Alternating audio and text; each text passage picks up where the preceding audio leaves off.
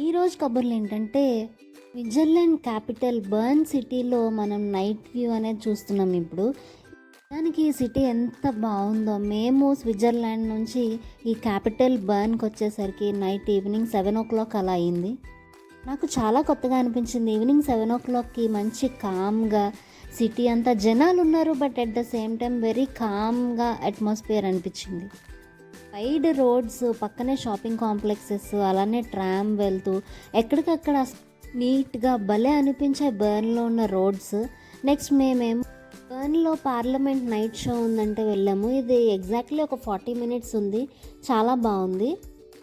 జర్మనీలో కొన్ని major updates, అలానే స్విట్జర్లాండ్ మా ట్రావెల్ ట్రిప్స్, ఇలాంటి వ్లాగ్స్ చాలా ఉన్నాయి ఛానల్లో.